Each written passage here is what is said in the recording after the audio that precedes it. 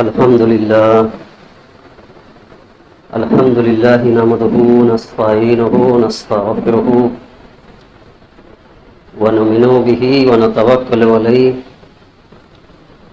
ونعوذ بالله من شرور أنفسنا ومن سيئات أعمالنا من يهد الله فلا مضل له ومن يضلل فلا هادي له وأشهد أن لا إله إلا الله وحده لا شريك له وأشهد أن محمدا عبده ورسوله أما بعد فإن خير الحديث كتاب الله وخير الهدي هدي محمد صلى الله عليه وسلم وشر الأمور محدثاتها وكل محدثة بدعة وكل بدعة ضلالة وكل ضلالة في النار. أعوذ بالله السميع العليم من الشيطان الرجيم. بسم الله الرحمن الرحيم. رب اشرح لي صدري ويسر لي أمري واحلل عقدة من لساني يفقهوا قولي ربي زدني علما. قال الله تعالى في القرآن المجيد والفرقان الحميد. بسم الله الرحمن الرحيم. يا أيها الذين آمنوا اتقوا الله حق تقاته ولا تموتن إلا وأنتم مسلمون.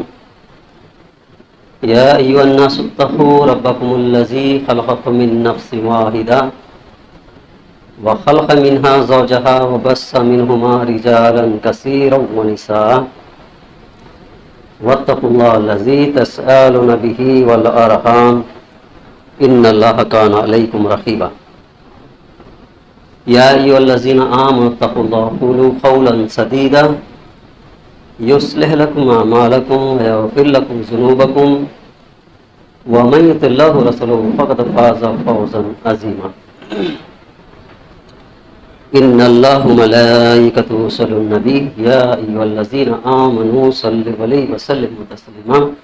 اللهم صل على محمد وعلى آل محمد كما صليت على إبراهيم وعلى آل إبراهيم إنك حميد مجيد. اللهم بارك على محمد وعلى آل محمد كما باركت على إبراهيم وعلى آل إبراهيم إنك حميد مجيد. میرے بزرگوں اور عزیز دوستو، اللہ سبحانہ و تعالیٰ نے اللہ کے نبی صلی اللہ علیہ وسلم بہت ہی اعلیٰ مقام عطا فرمایا ہے اور کسی نبی کو وہ مقام نہیں عطا فرمایا، کیونکہ اللہ تعالیٰ نے خود فرماتا ہے کہ میں سلامتی دیتا ہوں نبی پر. اے ایمان والو، آپ لوگ بھی محمد صلی اللہ علیہ وسلم پر سلامتی بھیجو، یعنی درود و سلام بھیجو. یہ مقام اور کسی نبی کو نہیں دیا گیا. آپ کے سامنے ایک بہت ہی اہم چیز رکھنے کی کوشش کروں گا، کیونکہ جس نماز کے اندر میں سجدہ اور تہجد ہو اس میں ضروری پڑھنی چاہیے.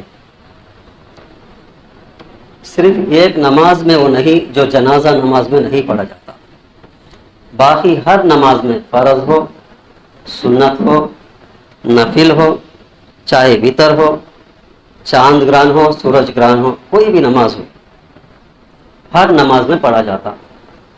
اس چیز کے بارے میں آپ کے سامنے رکھنا چاہتا ہوں. اس کے راوی ہے عبداللہ بن مسعود رضی اللہ تعالی عنہ نے فرماتے ہیں کہ جس طریقے سے ہمیں قرآنی آیات سکھاتے آپ صلی اللہ علیہ وسلم، اسی طریقے سے یہ بھی سکھایا کرتے تھے. یعنی جس طریقے سے قرآن پاک کی آیتیں صحابہ کرام کو آپ صلی اللہ علیہ وسلم سکھایا کرتے تھے، اسی طریقے سے اس چیز کو بھی ہمیں سکھایا کرتے تھے اللہ کے نبی صلی اللہ علیہ وسلم. اس کا ترجمہ آپ کے سامنے رکھتا ہوں، پھر آپ اندازہ لگائیے کہ ہم کون سی چیز اس کو ادا کرتے ہیں، کس وقت میں ہم اس کو ادا کرتے ہیں. پہلے ترجمہ آپ کے سامنے رکھتا ہوں. میری زبانی اور میری مالی اور میری جسمانی عبادتیں سب صرف اور صرف اللہ تعالیٰ کو ہی سزاوار ہے. یعنی میری زبانی، میری مالی، میری بدنی، سب عبادتیں صرف اللہ تعالیٰ کو ہی خاص ہے. اس کے سوا اور کسی کے پاس ہم عبادت نہیں کرتے.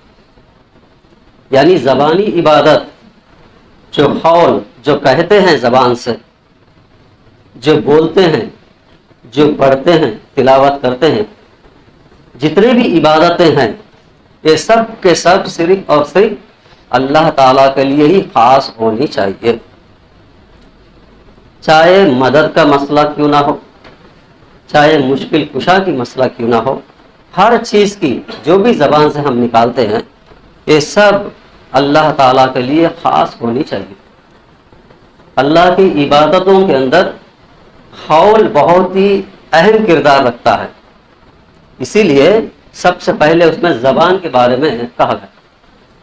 جیسا کہ اللہ کے نبی صلی اللہ علیہ وسلم نے فرمایا، ایک مومن وہ ہے جو کہتا ہے تو زبان سے اچھی بات کہتا یا تو خاموش اختیار کرتا. سچا مومن وہ ہوتا ہے جو زبان سے نکالے اچھی بات نکالے گا، ورنہ خاموش اختیار کرے گا. اور جب اللہ کے نبی صلی اللہ علیہ وسلم نے فرمایا ایک موقع پر کہ 2 چیزوں کا ضمانت مجھے دو، جنت کی ضمانت تم کو دوں گا. 2 چیزوں کی ضمانت مجھے دو، جنت کی ضمانت میں دوں گا. اس میں سے زبان اور دوسری شرمگاہ، 2 چیزیں ہیں. یعنی زبان کی حفاظت بہت ہی اہم کردار رکھتی ہے. اسی لیے اس کے اندر میں سب سے پہلے اقرار کیا گیا کہ زبانی عبادتیں جتنے بھی ہو یہ سب کے سب خاص اور خاص اللہ تعالیٰ کو ہی ہونی چاہیے اور کسی کے لیے نہیں ہونی چاہیے. یہ پہلا چیز. دوسری مالی عبادت، جو محنت کر کے بندہ کماتا ہے اپنی زندگی گزارنے کے لیے، بیوی بچے کو پالنے کے لیے اور ماں باپ کا قدر کرنے کے لیے وغیرہ وغیرہ، جو بھی مال جو کماتا ہے اس مال کے اندر میں عبادت کے لیے کچھ خاص بھی کرنی چاہیے. عبادت کے لیے کچھ حصہ بھی نکالنی چاہیے. ہر مال کے اندر میں جتنا اللہ تعالیٰ نے میسر دیا، جتنا دیا، اس کے اندر سے کچھ نہ کچھ اللہ کے راہ میں بھی نکالنی چاہیے. یہ مالی عبادت بھی صرف اور صرف اللہ تعالیٰ کے لیے ہی ہونی چاہیے. پہلے جو ہے زبان کی عبادت، دوسری جو ہے مالی عبادت. ہمارا جو مال ہے اس مال کو اسی طریقے سے استعمال کرنی چاہیے جہاں پر اللہ اور نبی کا حکم ہو. اگر وہ 2 چیزوں کا حکم کے بغیر اگر خرچ کیا تو مالی عبادت اللہ کی رضامندی کے لیے نہیں ہوگا. اسی لیے اللہ کے نبی صلی اللہ علیہ وسلم نے فرمایا جو کچھ بھی آپ کے اندر ہو وہ خیر و خیرات اور صدقہ کیا کرو، اللہ تعالیٰ تمہارے عمر میں بڑھوتری دے گا اور تمہارے تکلیفوں کو دور کر دے گا اور تمہارا مال صاف ہو جائے گا. جو دن دولت جس کے پاس رہتا ہے ان کو زکوٰۃ دینے کا حکم دیا گیا کہ آپ کی مال زکوٰۃ کی وجہ سے صاف اور پاک ہو جاتی ہے. اللہ تعالیٰ بھی یہی فرمایا قرآن مجید میں کہ خیر و خیرات سے تمہارا مال جو ہے صفائی ہو جاتی ہے، اس کی برکت ہوتی ہے. تو ہمارا جو مال ہے یہ مال خرچ کرنا، اللہ کی راہ میں خرچ کرنا، یہ مالی ساری عبادتیں صرف اور صرف اللہ تعالیٰ کے لیے ہی ہونی چاہیے، اوروں کے خوشنودی کے لیے نہیں کرنی چاہیے. دوسری چیز. اور تیسری چیز بدنی عبادت. جو بھی آرزو ہم اللہ تعالیٰ نے دیا ہے اس کا شکریہ ادا کرنی چاہیے، اور بدن سے جو بھی عبادت کریں گے جیسا کہ قیام، رکوع، سجدہ وغیرہ، جو بھی عبادت کریں گے بدنی عبادت بھی خاص کر کے اللہ تعالیٰ کے لیے ہی ہونی چاہیے. یعنی بدنی عبادت بھی اللہ کے لیے. یہی ہم پہلے جو الفاظ استعمال کرتے ہیں، اے اللہ یہ زبانی اور یہ بدنی اور یہ مالی عبادت سارے کے سارے اے اللہ تیرے ہی لیے ہے، تیرے لیے خاص ہے، اور کسی کے لیے یہ عبادتیں ہم نہیں کریں گے. ہم روزانہ وعدہ کرتے ہیں اللہ تعالیٰ سے، روزانہ اپنے زبان سے کہتے ہیں لیکن اس پر توجہ نہیں دیتے. زبانی عبادت میں ہو مالی عبادت میں ہو اور بدنی عبادت میں غیروں کو ملا دیتے ہیں. ایسی نہیں ہونی چاہیے، کیونکہ ہم اقرار کرتے ہیں اور وعدہ بھی کرتے ہیں اور ہم کہتے ہیں کہ زبانی، مالی اور بدنی ساری عبادتیں اللہ تیرے ہی لیے ہے. اور اس کے بعد کہ اللہ تعالیٰ نے اس کے عوض میں فرماتا کہ اے نبی صلی اللہ علیہ وسلم، تم پر سلامتی اور برکتیں ہو، تم پر سلامتی اور برکتیں ہو. تو اللہ کے نبی صلی اللہ علیہ وسلم فرماتے ہیں کہ اے اللہ، یہ جو چیزیں ہیں ساری، جتنے بھی بندے ہیں، جتنے بھی نیک صالحہ بندے، عبادت کرنے والے تیرے خاص بندے، سب کے اوپر بھی اے اللہ تو نے برسا دے. اللہ کے نبی صلی اللہ علیہ وسلم فرماتے ہیں جتنے مجھے انعامات دے رہا اللہ تعالیٰ، اے اللہ تو میرے اوپر برکتیں نازل فرما رہا ہے اور سلامتیں فرما رہا ہے، یہ سب کے سب تیرے جو خاص بندے ہیں، تیرے عبادت گزار بندے ہیں، ان سب کے اوپر بھی تو نے نازل فرما دے. تیرے سوا کوئی عبادت کے لائق نہیں، ہم گواہی دیتے ہیں. اور محمد صلی اللہ علیہ وسلم اللہ کے بندے اور رسول ہے. یہ ہم ہر فرض نماز میں ادا کرتے ہیں، ہر سنت میں، ہر نفل میں، عید کی نماز کیوں نہ ہو، صرف جنازے کی نماز میں استعمال نہیں کرتے. یہ جو ہے التحیات ہے، یہ جو ہے آپ سمجھ لیجیے التحیات ہے. التحیات للہ والصلوات والطیبات السلام علیک ایھا النبی ورحمۃ اللہ وبرکاتہ، السلام علینا وعلی عباد اللہ الصالحین، اشہد ان لا الہ الا اللہ واشہد ان محمدا عبدہ ورسولہ. یہ ہے الفاظ، یہ ہم روزانہ پڑھتے ہیں، روزانہ اقرار کرتے ہیں ہم، پھر بھی اس کے ساتھ ساتھ ہم شریک اوروں کو بھی کرتے ہیں. ایسا نہیں ہونی چاہیے. جب اقرار کیا، جب بندہ اللہ کے رضامندی کے لیے اس کے اوپر ڈٹ کر رہ جانا چاہیے، اس کے اوپر عملاً، قولی، فعلی، ہر حال میں اس کے اوپر ڈٹ کر ہو جانے چاہیے. اسی وقت میں اللہ تعالیٰ نے ان پر یہ سلامتی اور برکتیں نازل فرمائے. یہ ہے التحیات کا ترجمہ ہے. زبانی اور مالی اور بدنی یہ ساری عبادتیں اے اللہ تیرے لیے خاص ہے. جب کہیں تو اللہ کے رسول صلی اللہ علیہ وسلم پر اللہ تعالیٰ نے سلامتیں اور اپنے برکتیں نازل فرمائے. فوراً اللہ کے نبی صلی اللہ علیہ وسلم نے یہ جو چیزیں ہیں ساری عبادت گزار بندوں کے اوپر میں بھی نازل فرما دے. اس کے تفسیر میں بہت سے باتیں آتے ہیں، کچھ صحیح حدیث وغیرہ بھی ہے کہ آپ صلی اللہ علیہ وسلم کو یہ دیا گیا ہے کہ معراج جب پہنچے اللہ تعالیٰ کے کلام کے لیے، اس وقت میں دیا گیا چیز ہے. جیسا کہ جبرائیل علیہ السلام سدرۃ المنتہا تک گئے اور جبرائیل علیہ السلام رک گئے اور کہیں کہ اس سے آگے جانے کا حکم مجھے نہیں ہے کیونکہ میرے پر جل جائیں گے. تو چند قدم جانے کے بعد میں اللہ تعالیٰ سے ہم کلام ہوا، بات چیت ہوا کہ پردے کے آڑ میں. یہاں پر ایک بات ہے کہ اللہ تعالیٰ کو آپ صلی اللہ علیہ وسلم او بہو نظارہ نہیں دیکھے، اس کو یاد رکھیے. کیونکہ عائشہ صدیقہ رضی اللہ عنہا فرماتے ہیں کہ جس نے کہا اللہ تعالیٰ کو آپ صلی اللہ علیہ وسلم نے دیکھا وہ جھوٹا ہے اور کذاب ہے، وہ جھوٹ ہے.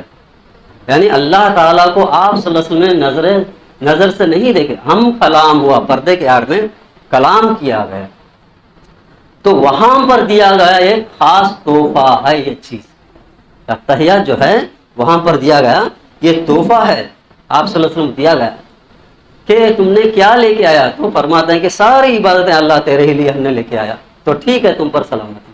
آپ صلی اللہ علیہ وسلم فرمایا کہ میرے امتی کے بھی دے دیجیے، سب کچھ جتنے بھی دیے یہ سب میرے امت کے اوپر میں بھی سلامت نازل ہونی چاہیے. یہ ہے التحیات. اس کے بعد میں جبرائیل علیہ السلام نے کہا کہ اشہد ان لا الہ الا اللہ وحدہ واشہد ان محمدًا عبدہ ورسولہ وغیرہ.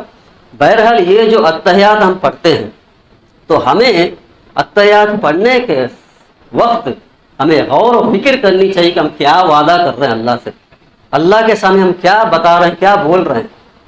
تو اگر اس کے اوپر میں ہم دھیان دیں گے توجہ کریں گے تو ہمیں معلوم ہوگا کہ ہماری کردار ہمارے عمل میں کیا ہے. ہماری جتنے بھی زبانی عبادت ہے کیا ہم خاص اللہ کو کر رہے ہیں یا اوروں کو کر رہے ہیں, اس کے اوپر توجہ دینی چاہیے.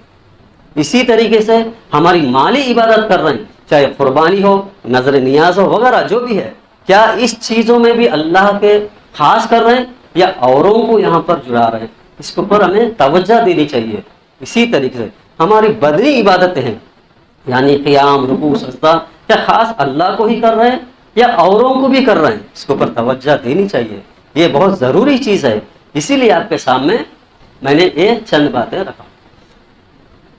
اس کے بعد ایک حدیث ہے کہ ترمذی اور ابن ماجہ کی, کہ راوی ہے فرماتے ہیں کہ ہم لوگ اللہ کے نبی صلی اللہ علیہ وسلم کے مجلس میں بیٹھے ہوئے تھے, تو ایک شخص آیا, آ کر کے اللہ کے نبی صلی اللہ علیہ وسلم سے فرما رہے ہیں کہ اے اللہ کے رسول صلی اللہ علیہ وسلم, ہمیں ایک ایسی نصیحت کیجیے, ہمیں ایک ایسی نصیحت کیجیے کہ وہ مختصر بھی ہو اور ہمیں عمل کے لیے بھی آسان ہو. یعنی وہ چیز جو بتانا چاہتے ہیں وہ بات ہمیں ایسی بتائیے کہ وہ بات مختصر بھی ہو اور آسان بھی ہو عمل کرنے کے لیے. کیونکہ دیہاتی تھے, وہ کہیں کھیڑے گاؤں سے آئے ہیں, تو بڑی بڑی عمل تو نہیں کر سکتے, ہم کمزور ہے, اس لیے وہ درخواست کر کے اللہ کے نبی صلی اللہ علیہ وسلم ہمیں ایک ایسی نصیحت کیجیے کہ مختصر ہو اور ہمیں عمل کرنے میں آسان بھی.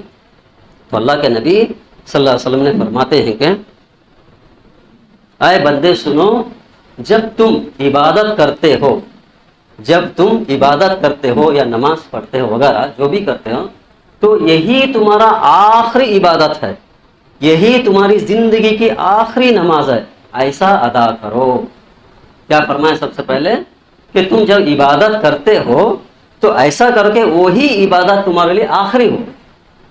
سمجھو کہ نماز پڑھ رہے ہیں, سمجھو کہ اس کے بعد میں ہمیں دوسری نماز ملے یا نہ ملے, آخری نماز سمجھ کر کے ادا کرنی چاہیے. جیسا کہ اللہ کے نبی صلی اللہ علیہ وسلم نے فرمایا, اور موقع پر ایک سجدہ دوسرے سجدے کے درمیان میں جو وقفہ ہوتا ہے کہ وہ بھی نہ ملے, ایسا محسوس کر کے نماز پڑھو, ادا کرو. یعنی ایک سجدے کے بعد شاید دوسرا سجدہ موقع نہ ملے, موت آ جائے, ایسا سمجھ کر کے عبادت کرو. یعنی اس حدیث کا مفہوم یہ ہے کہ انسان جو بھی عمل کرتا ہے وہی اس کا آخری عمل ہو, اس کے بعد میں اللہ چاہے تو اسے موقع ملے گا یا تو اس کا روح قبض کر دیا جائے گا. ایسا عبادت کرنی چاہیے.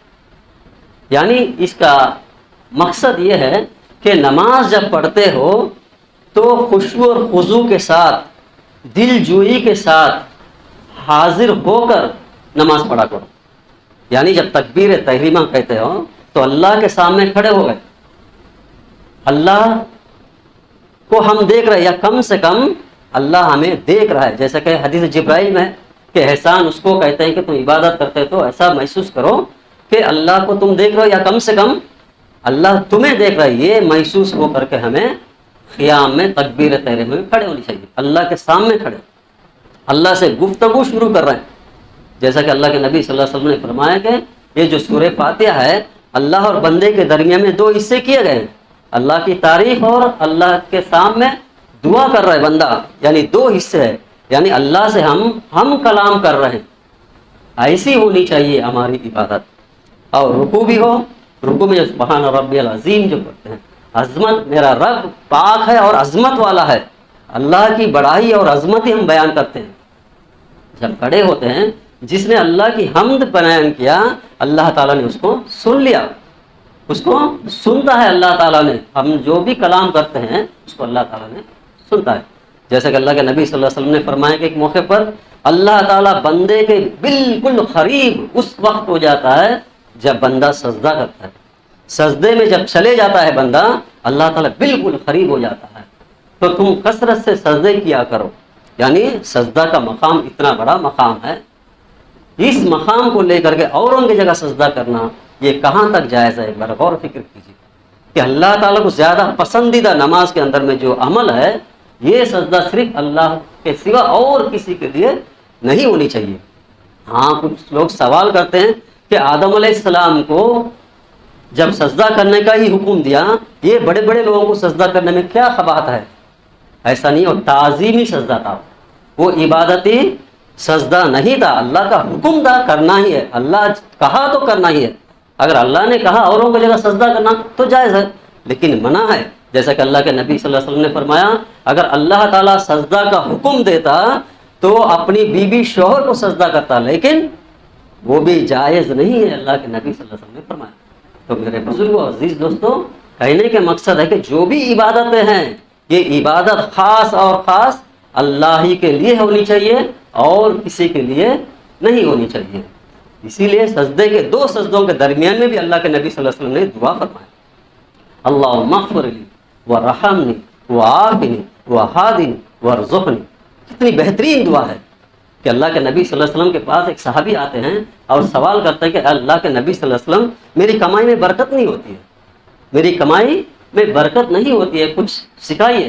تو اللہ کے نبی صلی اللہ علیہ وسلم فرماتے ہیں کہ دو سجدے کے درمیان میں دعا پڑھا کرو، اللہم اغفر لی، اے ہمارے رب مجھے معاف فرما دے، اللہم اغفر لی، ورحمنی، اے اللہ ہم پر رحم فرما، وعافنی، اور ہمیں عافیت دے، وارزقنی، اور ہمیں رزق کے اندر میں برکت عطا فرما۔ کتنی بہترین دعا ہے۔ یہ دعا کے بعد ہم التحیات میں پڑھتے ہیں تو اس کے اوپر میں بھی دھیان دینی چاہیے۔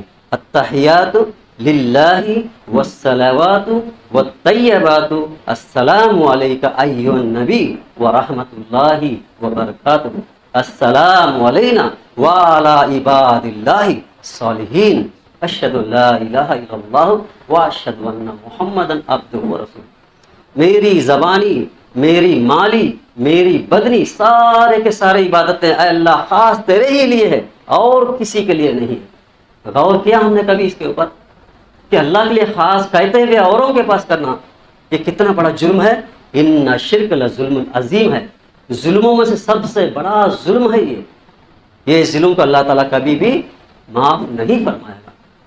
چھوٹے موٹے خطائیں ہو جاتے ہیں، آدم کی اولاد غلطی کرتا ہے، اللہ تعالیٰ اس کو معاف کر دیتا ہے، لیکن یہ جو چیز ہے اس کو اللہ تعالیٰ کبھی معاف نہیں کرے گا۔ اسی لیے ہم کہ التحیات میں پڑھتے ہیں اس کے اوپر قائم ہونی چاہیے۔ اس کے بعد میں اے رسول صلی اللہ علیہ وسلم آپ پر سلامتی ہو اور برکتیں نازل ہو، آپ صلی اللہ علیہ وسلم کی طرف سے سارے عبادت گزار بندے سب کے اوپر میں بھی وہی رحمتیں اور نازل فرمائیں۔ ہم کہتے ہیں کہ دعا کرو بھائی، میرے لیے دعا کرو، دعا کرو، سارے مومنوں کے لیے دعا ہے اس کے اندر میں، خاص دعا کی درخواست تو کر سکتے ہیں، لیکن اس کے اندر میں ہر بندہ، ہر انسان، ہر آدمی جو ایمان والا ہے سب نیک بندوں کے لیے دعا کر رہا ہے اس کے اندر۔ اس کے بعد گواہی دیتے ہیں کہ اے اللہ تیرے سوا کوئی عبادت کے لائق نہیں ہے اور حضرت محمد صلی اللہ علیہ وسلم تیرے بندے اور رسول ہے۔ یہ ہے التحیات کا مفہوم۔ اس کو ہمیں سمجھنی چاہیے کہ ہم ہر نماز میں پڑھتے ہیں، کیا اس کے اوپر ہم قائم ہیں یا نہیں ہیں۔ میرے بزرگوں عزیز دوستوں، یہ تھی آج کی خطبہ کہ تھوڑا سا اللہ تعالیٰ نے جو علم دیا اس کے مطابق رکھا، کہ میں نے پریپیئر تو نہیں ہوا لیکن اچانک جمعے کا خطبہ دینے کا ضروری پڑا تو ہمیں دیا۔ تو اللہ تعالیٰ ہم سب کو جو ہم عبادت کرتے ہیں اس کے اندر کسی کی شریک نہ ہو۔ اللہ تعالیٰ ایسے بندوں کے لیے خوشخبری ہے کہ ان کو نہ غم ہوگا نہ خوف ہوگا، وہ ہمیشہ کا ہمیشہ جنت میں رہیں گے۔ اللہ تعالیٰ ہم سب کو نیک توفیق عطا فرمائے، اور ہمیں جو ادا کرتے ہیں، جو بھی الفاظ ادا کرتے ہیں، کم سے کم چھوٹے چھوٹے باتوں کا ترجمہ معنی سمجھیں اور نماز کے اندر مشغول رہ کر ادا کریں۔ اللہ تعالیٰ نمازوں کو قبول فرمائے، آمین۔ سبحانک اللہم بحمدک، اشہد ان لا الہ الا انت، استغفرک واتوب الیک۔ السلام علیکم ورحمۃ اللہ وبرکاتہ۔